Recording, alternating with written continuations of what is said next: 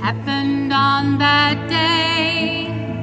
You took out your colors and your ink and your clay. You painted a picture, formed an image of the one you thought you were. And I was there, the shining memorial.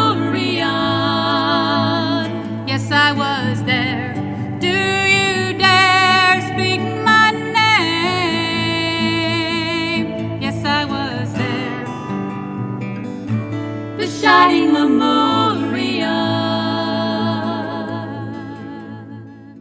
On these journeys, really, because basically this is the journey, the path back to light, right?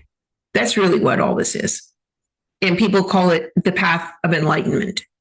However you say it, whether it's the path to enlightenment or the path back to the light, whatever we call it, there are steps and behaviors that go along with that in order to reach that, right? And over lifetime after lifetime, we perfect that and we refine that constantly. And some of the steps that go along with this physical life, because we don't always have physical lives, and we don't always have lives on this planet, right? I mean, you know that, I know that. I'm always amazed when people think that they've spent every incarnation on this planet. I'm like, do you know how many planets are out there? I mean, it's vast, right? Just in our solar system, we have all these planets, and so I don't think people have had every incarnation here, and they haven't had, these are physical incarnations, right? But they won't always be. But on this planet, they will be. It is a physical planet. We have physical bodies. We're doing physical things. Everything is physical. I'm holding stuff, right? And so in order to eventually move up on the ladder of this enlightenment, we have to eventually not be in a physical body. You have to get to the point where you're more of a light being than you are a physical being, right? And that means you have to leave behind all the physical things because they have a frequency that is not resonant with being not in a physical body, whatever that form is, right? And so you have to leave them behind because they're not resonant. You would be repelled. Your frequency would be repelled by a life or an existence that was not physical, right? So eventually you got to get rid of all the physical stuff. And that means you have to leave behind everything you're attached to here. All the things that we have come to love and people crave. People have cravings, they have addictions. It doesn't necessarily just have to be such a strong thing as an addiction, like to alcohol or tobacco or gambling or porn or sex or whatever it is, right? Or food or sugar. All of those things are cravings. Some of them are pretty serious addictions, drugs, this kind of thing. And some of them are less understandable and less recognized. They're not recognizable as an addiction, but they are an attachment, right? And so in order to eventually move on, you got to leave those things behind. And some of those things I think people would have a serious problem with. I gave a lot of thought to this. I was thinking about all the ascended masters and avatars that we have seen along the way, right? That we know of. Those who have become enlightened and have moved from these physical bodies. Were any of them married? Because I don't think so. Were any of them in a relationship like that? Because I don't think so. Because that is part and parcel of an attachment to physical senses.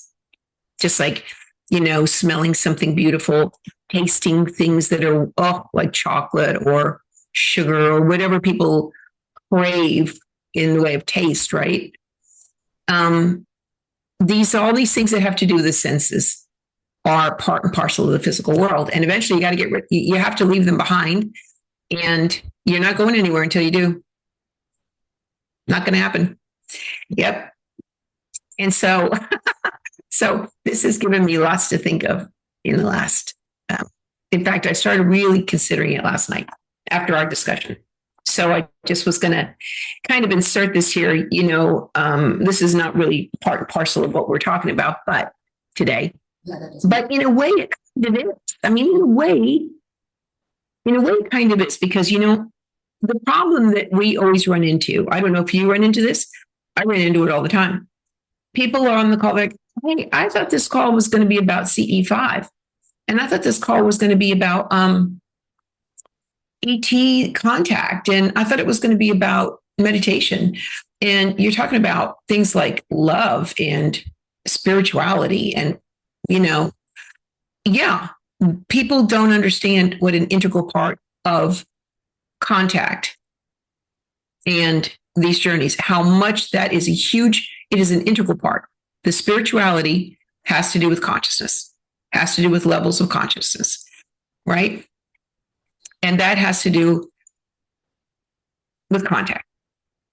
Absolutely. I mean, contact, you've got to be prepared. It's a whole attitude or a state of being or a frequency, however you want to phrase it, in which you need to be to actually have contact.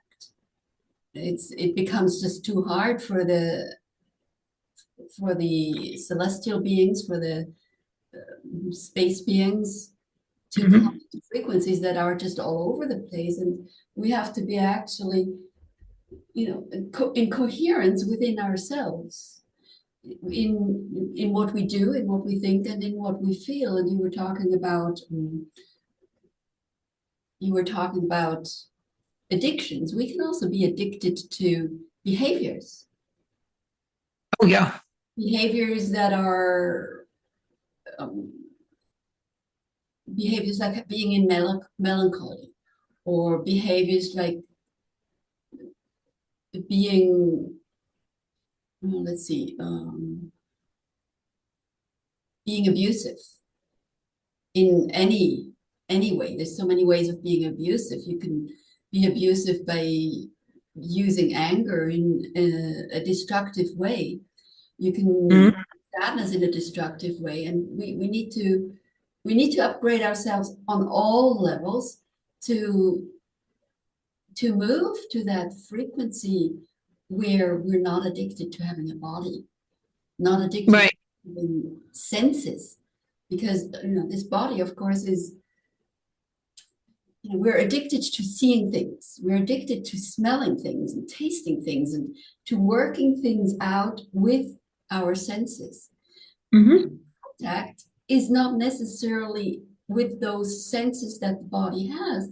Contact works in a way that is beyond the body, and you're absolutely right. We, for these shifts that are happening now, we have the option of upgrading to enlightenment, to every cell of our body being in the light. Right. So Yeah. get through these. And it really does have to do with our behaviors on this journey. As you walk this journey towards the light, or towards enlightenment, or towards just even a better understanding of consciousness, right? There are certain behaviors that you're going to have to let go of. Some of the ones that you just talked about, right? But it doesn't even have to be such of the negative. You have to let go of chaos. You have to let go of this inability to focus. You have to begin to change some of the behaviors that will be more compatible and resonant with a higher frequency and a higher state of consciousness. Because these other beings are in higher states of consciousness. And what they keep saying and have been saying for forever is, look, the consciousness on this planet has got to get higher. I mean, you have to raise the consciousness across this planet, because the civilizations on this planet are really not working on this. And this is critical for the health of the planet, but also for the health of the human beings on this planet. Health and welfare. This really brings us to, I was going to ask you what serendipity means to you. Talking about behaviors in Psalm 23 is actually a guideline for behaviors, like you mentioned, away from chaos. When he talks about these pastures, these green pastures, what I do, that green pasture, green is the color of the heart, right? And I imagine myself just lying down in the heart in a green pasture, and I'm in total peace. Yep. Total peace. And then total peace. Water, the still water, or the quietness of the water, and the water being the mind, you're by that water that is so still. So you've got the peace here, and the mind is still. Yep. The body is at rest. What a beautiful state to be in. I know, and you're being cared for. Yeah. You're being watched over. Yeah. I mean, so this kind of leads us to how did all this get started? How did we get? How did this happen? How did this thing happen in the last 2 weeks? And it really, I went back and I was looking at the dates of this, right? About 3 weeks ago, I had a whole thing happen one morning where I was like, we need to have more connection. There needs to be more of a communication connection. And I'm asking for this, and I'm expecting an answer for this, right? Not like I'm expecting an answer. It's really more like you're expecting an answer because you have the faith that you'll get it. Really, it's about having the faith that you'll get that answer. So I'm laying there, and this whole thing happens, and a great deal of it is about the heart. The source energy is love, right? And so one of the most critical things, the most important thing, is the heart. This is a powerful part of your body, very, right? And when you fill that heart with love, and there are many ways we talk, of course, you and I have talked about all the different ways that this can happen. There are multitude. Once you fill that heart with love, like that energy that is the source energy, that becomes a conduit right to source energy. You're able to go into that energy, and honestly, it's like restoring your soul. When he says restore your soul, he restored my soul, right?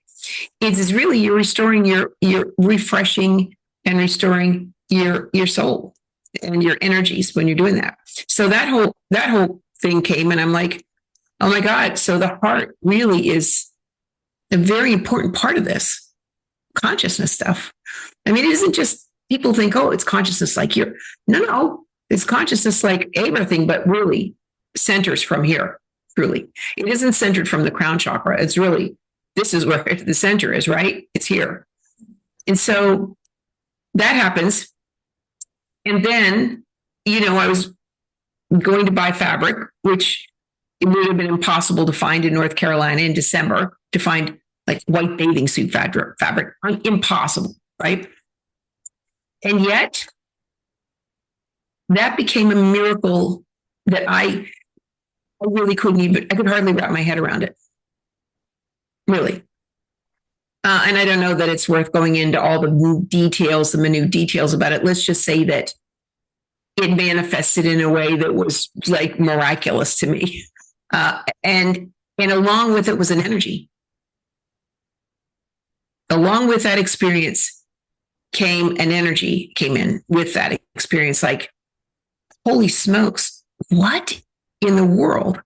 And this is not about doubt. You and I have talked about this, how, and doubt can be very destructive when you're trying to figure things out, right? Something happens and then you're like, you start doubting it and picking it apart and like, no, it couldn't be. No, it couldn't be. This is not about doubt. This is about wonderment, being in a state of amazement and wonderment on a regular basis. Really. Don't you think so? I mean, how many times have we been like, what? Yeah. And that's truly it, that state. Wonderment is one way of expressing it. Devotion, not to a person, but to something that's greater than we are, is another way of expressing it. Humbleness. These are all different colors of that state that we need to be in. Right.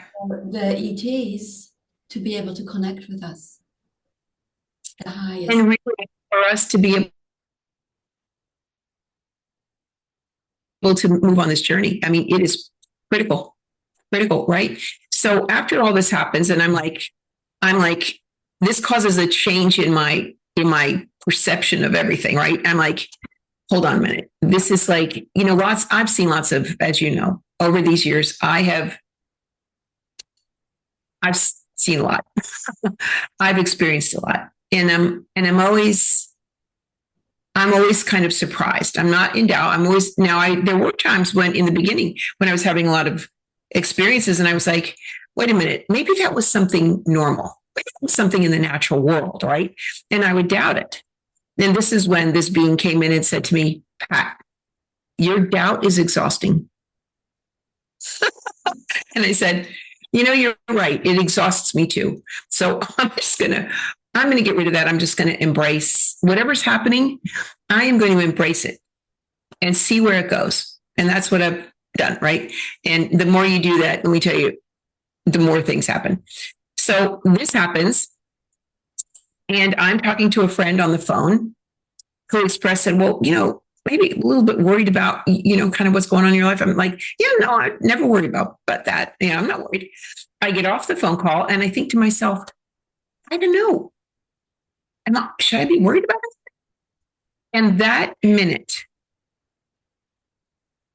as if someone is standing right here next to me, speaking loudly right at me, I hear the phrase, the Lord is my shepherd, I shall not want.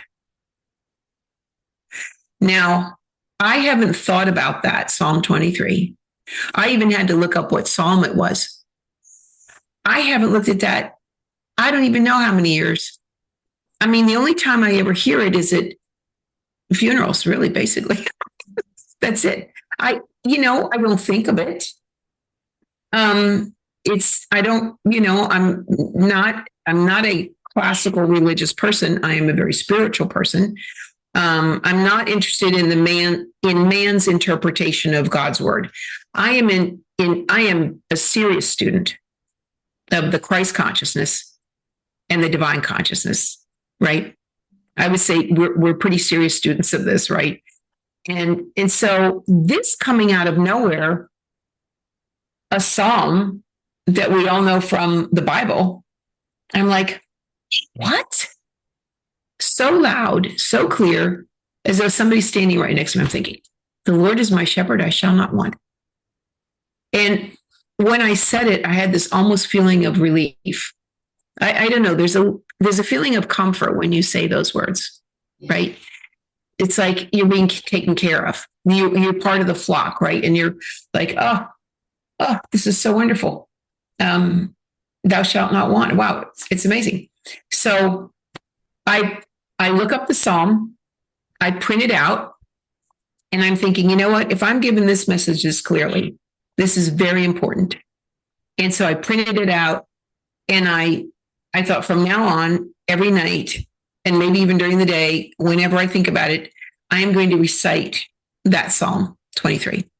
And furthermore, I already do a practice where as you know, I have written out like the negative ego energies. I put that on my heart, say, please help to remove and dissolve these. And then I have another one that's the divine energies, and I put that on my heart at night. These are the divine energies that I want to be my consciousness. Love, compassion, gratitude, kindness, forgiveness, all those. And I said, okay, so now I'm going to add this Psalm 23 to my practice. So now at night, I read that, and now I actually have memorized it. Before I didn't. And I literally, sometimes I fall asleep with it right over my heart, right? So the next day, I'm on the phone with you, and we're having one of our long conversations, and I'm thinking, oh, I wanted to remember to tell Oona about this, that this happened. And so I start to tell you about it, and you are almost gasping. You're like, did you say that Psalm 23? Yeah. And so you tell me, you tell what happened with you. I had a group of friends visit the night before, and all of them left except for one. We were just still hanging out there, and she's telling me that she's just come across this harpist and she finds the music very calming. And I go, oh, I bought a harp in 2020 because I loved this man's harp. And so I'm looking for a link on my phone, and she's looking for a link of what she's liking on her phone. And we send these links to each other while we're standing, of course, together in the kitchen. And it's the exact same link that we're sending to each other of the same man playing calming harp, Psalm 23. I didn't realize that you both sent each other the same link. Oh my gosh. Yeah. Yeah. The same link of the same man. And it's such beautiful music that I actually bought a harp from his brother. And didn't you tell me that this man had studied the frequencies? Yes, he took the Bible, the Psalms, and he somehow converted the words with gematria and all sorts of, I don't know what, into frequencies, into chords. And so each word is a chord, something like that. I'm not quite sure, but there's a sequence of chords that he uses, and it's so beautiful, so beautiful. So you said three, not any other psalm or other music that he had made. Yeah, because the link that you both sent each other was Psalm 23. Yes. Him playing Psalm 23. And so here I am the next day saying to you, yeah, this thing comes out of nowhere. It says, the Lord is my shepherd, I shall not want. Psalm 23. And you're like, huh, what? Yeah. And there's no coincidences, as you know. I was given that message last year when I was on a CE5 with Dr. Greer. And this being said, stop thinking in terms of coincidences and synchronicities and breadcrumbs, because I always tend to use that term. Oh, they're breadcrumbs. They said, they're nothing like that. They said, everything is purposeful. Everything is purposeful. It has a purpose. And you must begin to connect the dots. He said, it's critical that you do this. And so to me, all of this happening, I mean, the man that you guys were sending the link back and forth to playing Psalm 23, you had bought your harp from his brother. I mean, none of us are churchgoers and, the typical. We're all into Christ consciousness, not really Bible readers at all. No. So why do you think it's critical that we connect these dots? The message that I got from them, because this was part of a larger message as well. The night before we had done the puja, and right after the puja, we sit in silent meditation when we're doing it at CE5 with Dr. Greer. And this is one of my most favorite parts is the silent meditation. I love that, right? And so after we get out of the silent meditation, Dr. Greer gets up and he goes over and he gets the orange. We share, that's part of the puja. You share the flowers and you share the orange. So he walks to get over to the table, which is much further away than we normally have it, right? So the table is the altar and the puja is the ceremony. And we're all in a circle, right? This is a circle. It's at night. It's dark. And when we came out of that meditation, he rang a bell just like this. Just like that. And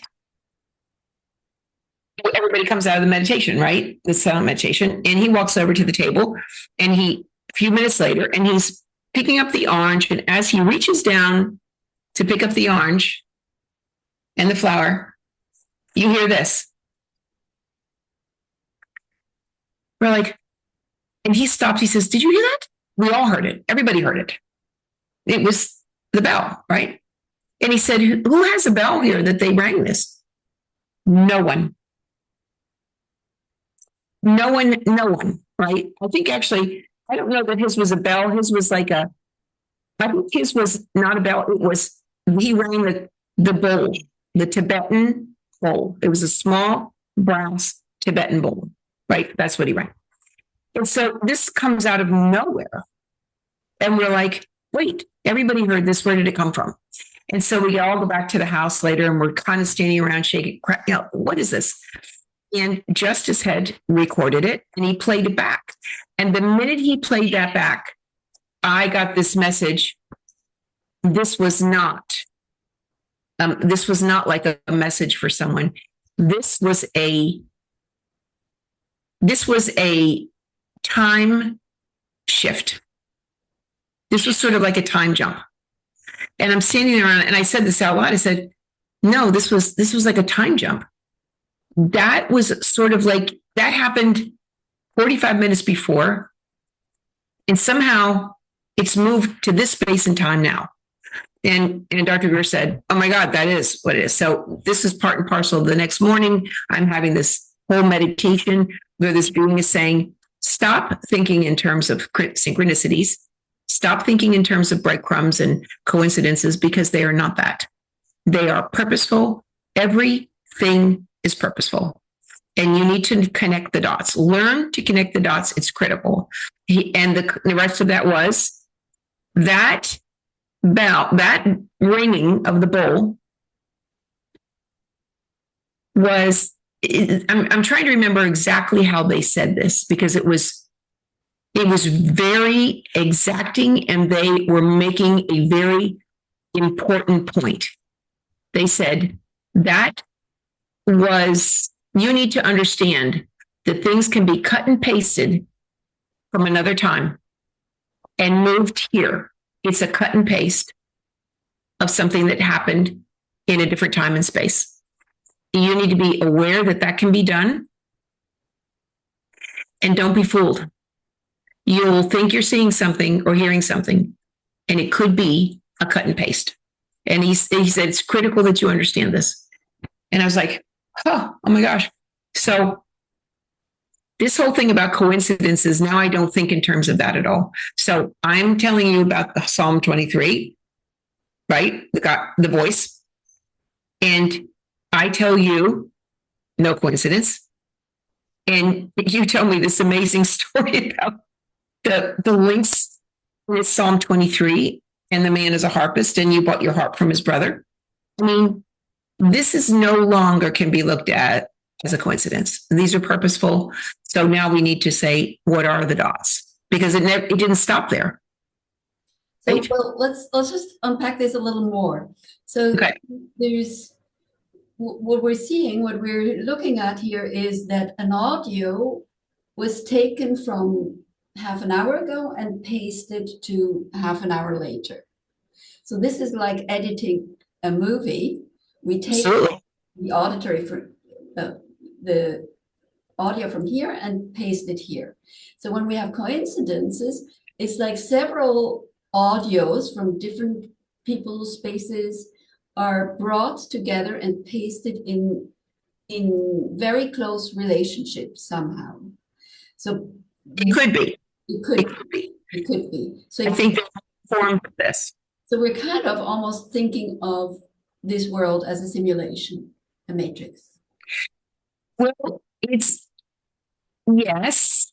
Yes. I mean, this is probably more of I hate to even say this word, but it's almost more of a technical world than we know, right? Because as you know, my take on this is that we have spent way too much time and effort and money and expense of everybody's everything in developing technology at the very expense of developing consciousness, developing social sciences and spiritual sciences, as you know, right? But that is what this is sort of like. There is a technology of space and time that we are unaware of, but we're becoming more aware of it. And we're sort of like doing this, like what? Well, it's thanks to the technology that we're starting to understand it. Yes, we are. And thanks to our friends who are giving us all these messages like, hey, don't be fooled. You could be seeing something and hearing something, and it's not actually happening that minute. It's been cut and pasted. Don't be fooled. And I'm like, wow, gives you much to think about, right? So I don't think in terms of coincidences. When the minute that something like this happens, I know instantly that it's purposeful, and it's sort of the universe saying, okay, heads up, pay attention. Pay attention. And then I'm paying attention. I'm like, oh, okay, now I'm focusing my attention and my focus is on what's happening here and why. And why? So let's go into the continuation of Psalm 23 events in So what happened next? And so you and I have this conversation, and I didn't even understand during our conversation that you two were standing in a room sending the same link back to each other and not even knowing. And it's Psalm 23. So you're sending her Psalm 23. She's sending you Psalm 23. Okay, so now we have this, right? We have me getting Psalm 23, you two Psalm 23, passing like ships in the night. And that night, after I'm done talking with you, I had another couple conversations with people. And then it's 1:00 in the morning, and I am ready to shut down my computer and be done for the night, when a friend of mine reaches out from Discord and says, hey, Pat, I had something happen and I want to run this by you. Something has occurred and I want to get your take on this and what you think this might be. He said, because I just need to get your opinion on this. He said something very odd. He said he was in his house, cleaning, cooking, just doing mundane household tasks, nothing special. And he was contemplating his life over the past 3 or 4 years. And everybody who's on the face of this earth knows that the last 3 or 4 years has been something quite out of the ordinary, right? Starting with 2020. And he said he was kind of contemplating all the problems that he's had, right? His problems ongoing. And he said, as I had this thought, he said, into my head pops, the Lord is my shepherd, I shall not want. Now, the minute that I read this in his post to me, I have to immediately stop and say, oh my God. I said, look, I have to stop right here before I even read the rest of your post and tell you what has happened, because sitting here I'm in wonderment. I'm surprised. And he further goes on to say that he hears this phrase and he stops everything and he's like, what? He said, I certainly have spent times of my younger years looking at the Bible stuff. He said, but I haven't looked at it in years. He said, I haven't thought about this since I was a kid. He said, and for this phrase to come out of nowhere and say, the Lord is my shepherd, I shall not want. He said he immediately looked it up, Psalm 23, right? And he's kind of prints it out and he's looking at it. Okay, so now he's surprised, but he's going on with the rest of his evening. He starts to read the book, We the Arcturians, which I have talked about on many calls. I think it's an important book for people who are interested in this subject to read, right? And I told you that when I read that book,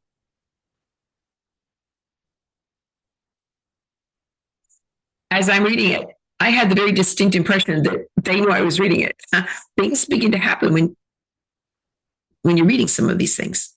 It's uncanny, right? Not a coincidence. We can't think of it like that. So it's purposeful. So he starts reading Me the Arcturians and he thinks, I'm going to look at the summary of this at the very end and see what the summary is about, which was a message from the Arcturians after they finished doing the book together. It was their kind of ending message for the book and for people on Earth. He opens to the summary, and what do we find? Psalm 23. The message that the Arcturians give is, centuries ago, your planet was given a message, and we have the same one on our planet. And it is, the Lord is my shepherd, I shall not want. And it's the whole Psalm 20, what we call Psalm 23. I don't know what they call it. And he said, we want to share with you as our parting message, our elders in our civilization, their interpretation of this that we both share. He's blown away. He can hardly believe it. Hours before he gets this message, the Lord is my shepherd, I shall not want. He opens the book, the Lord is my shepherd, I shall not want. And he's relating this to me. And I'm trying to just keep my head on my shoulders. So amazed. Yeah. Yeah. And then I got a hold of you almost that same night, I think.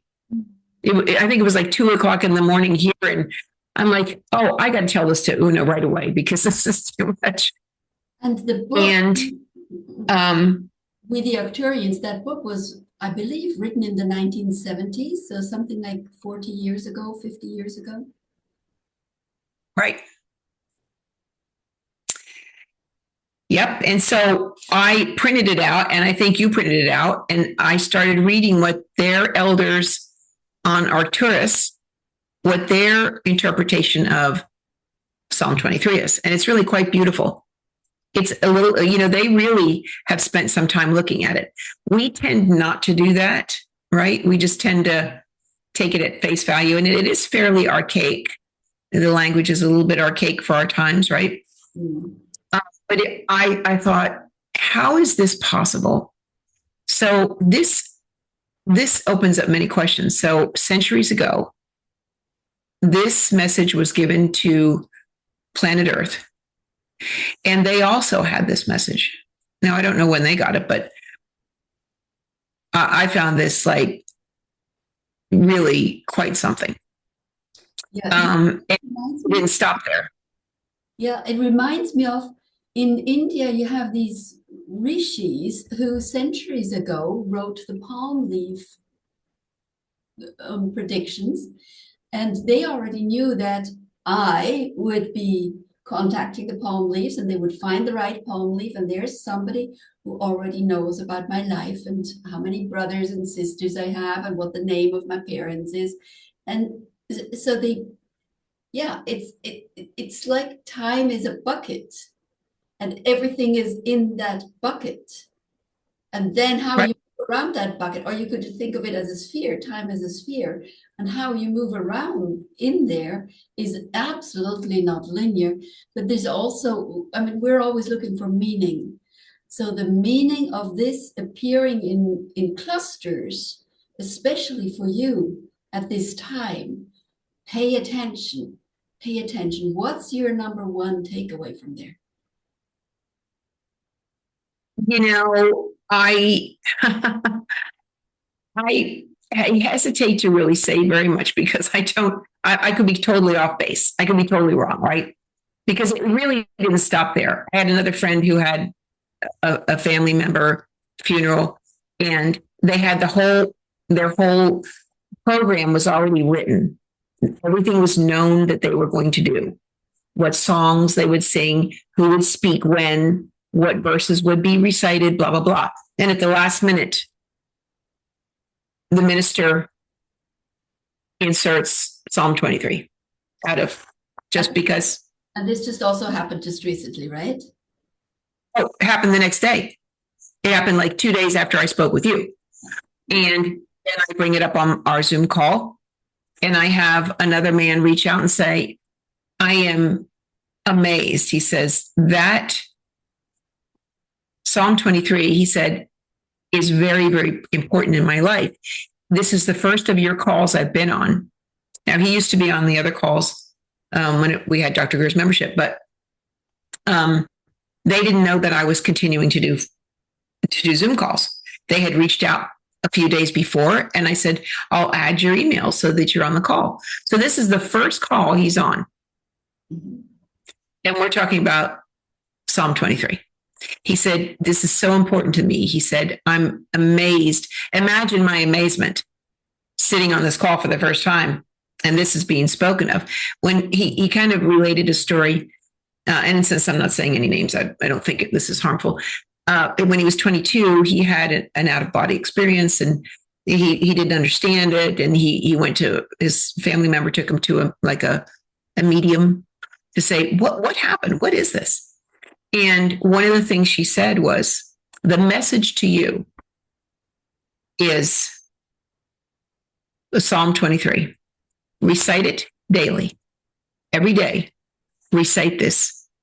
The Lord is my shepherd. I shall not want. And of course, he was 22, and he's like, yeah, I'm not doing that. Yeah, I'm not doing that. But he never forgot it. He never forgot the message. And over the years, he would remember the message, right? So he came to one of the things with Dr. Greer in meditation. All of a sudden, he has this memory resurface of recite Psalm 23. And so from that point forward, he is saying Psalm 23 daily. He found it to be a little bit too archaic and stilted because it was written, 2,000 years ago or however many years ago, that it was probably written, who knows when, but that's when it got, recorded in our times. And so he rewrote it so that it was a little bit more palatable for him with the language, but it's still the same message. The Lord is my shepherd, I shall not want. And he says it daily. He said, how did this happen? And it does, that's one. Then another person reaches out to me and said, the week before the call, she's standing doing something, and out of nowhere, into her head comes the phrase, the Lord is my shepherd, I shall not want. So this is too many of touch. This is too many, right? It's a lot. And so I do think there's a reason for it. What I couldn't totally say, but my sense is that, like you say, this may be the time in history right now where we should stay in our hearts. You have a saying that you say all the time, stay in your heart and all will be well, right? And that comes from the far north, from the people at the top of the world, that saying that was passed down for centuries. So it's almost like an instruction for what to do when the world is in chaos. And that's where we are now. And the wording is, stay in your heart and all will be well. So we know Right. that is important. We know it's a way to go to other places. We know that when we're calm in our heart and peaceful in our heart, that the storm around us can be whatever it is. And these Right. instructions that, yes, I agree, it's the same message for me also of Psalm 23. Yeah, I kind of am getting this sense that we need to be aware that whatever is happening in the world and whatever may happen, that you are cared for. And as long as you are, keep that in mind, be in your heart and be on this path, right? To be on this path towards the light, that you'll be okay. The Lord is my shepherd, I shall not want. When I think of that, I think of, a flock being cared for by the shepherd. And I have to say, I'm not a religious person. I'm very spiritual, but I'm not all religious. And that the feeling that I get when I even say those words is this feeling of relief and a feeling of comfort, like a feeling that things will be okay, even if chaos rages around us. Somehow we'll be okay. There's too many. It's happening too quickly and with too many people for this to be not a message, a directive. It's more like a directive.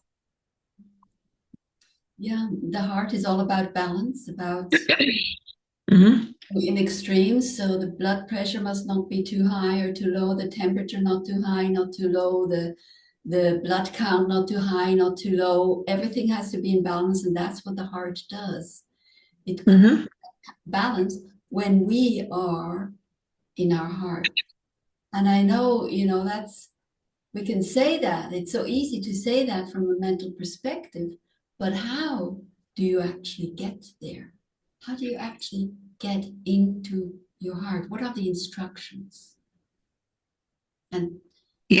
Well, there are a lot of people want to know what that is. And, I've had a couple of downloads as well as you have about how to do that, right? Like when you kind of come to an understanding of that, I will tell you, recently I was trying to explain to someone how I was able to say, okay, now I'm viewing what this divine consciousness is.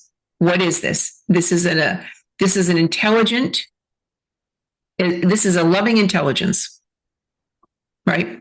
That is able to has created everything. And when I think of this, and it has, we never think about this very much, but this is electromagnetic. We live in an electromagnetic universe, right? We do. And we are electromagnetic beings. We are. And I mean, this is not woo-woo stuff. We're talking about real physics here. The physics that we understand on this planet, but also, the physics that we don't understand. That's the universal physics, right? That is also, these are also laws, physics laws, right? They are. So our heart is electrical. When their electrical charge in their heart gets off kilter, they have health problems and they go in and they get a pacemaker or they get, I don't know, some kind of thing that shocks their heart somehow and brings it back into alignment, right? So we are electromagnetic, and the heart is an electrical thing. And also all the blood going into the heart causes what? Like a vortex. So if you think of the heart as not just the pump that's pumping blood, but also this is this device, a communication device, let's say, that when we fill it with even more of the energy of love, which is a frequency, then it becomes even more of a communication device, like a direct conduit to that out there or wherever it's actually within us, right? Of this divine consciousness that is. And when you see this and when you understand this and you bring that right really into your heart, whatever it is that you think of it as, you have to bring that vision and put it right in your heart and then stand in the light of that, right? I was trying to explain that to someone and I was on the phone with them and I said, you know what it's like?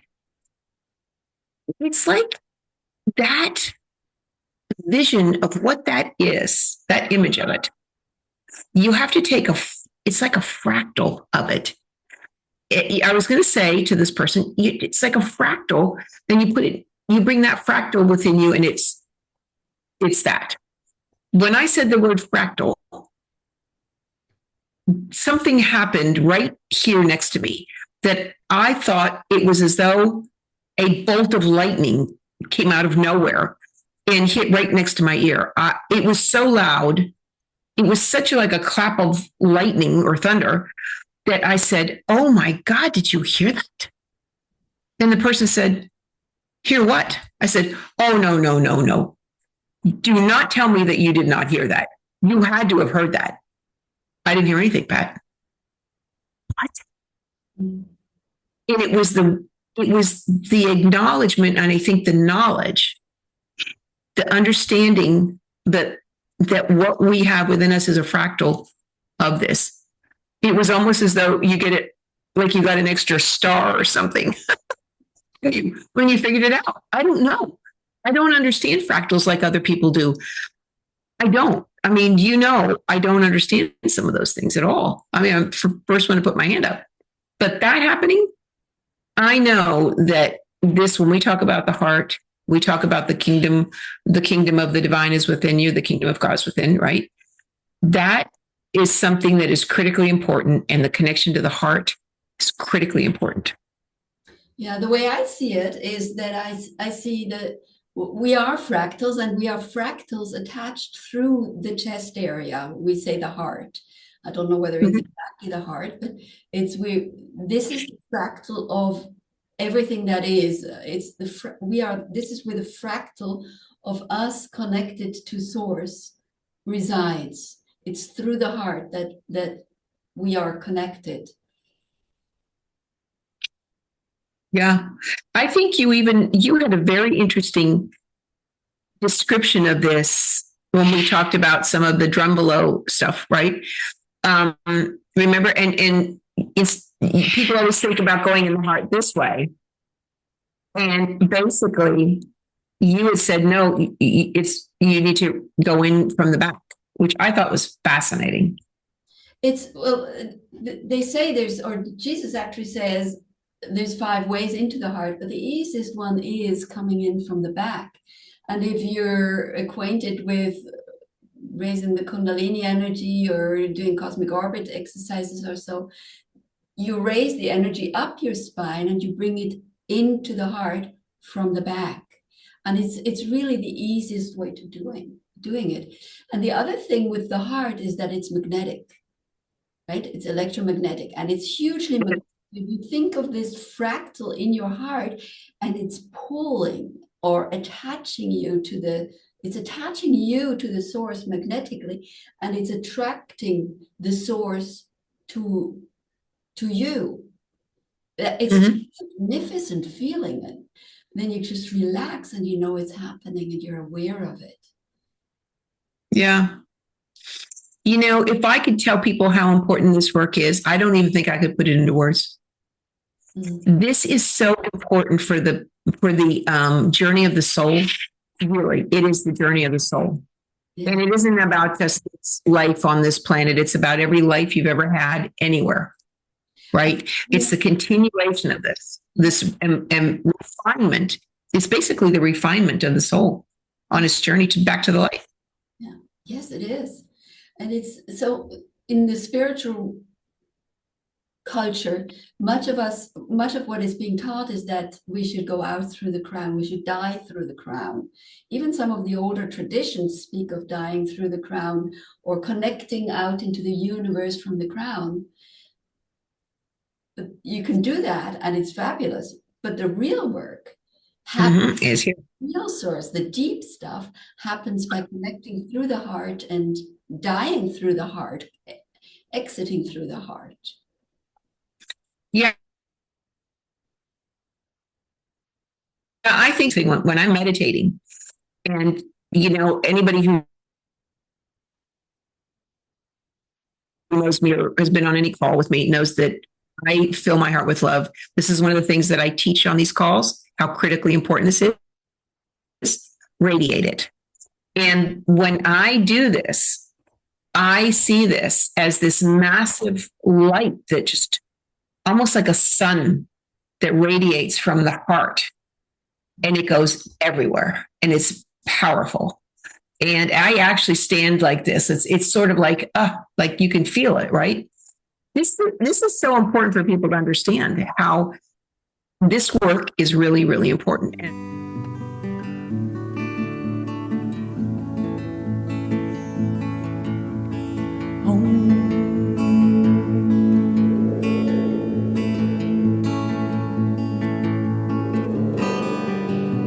The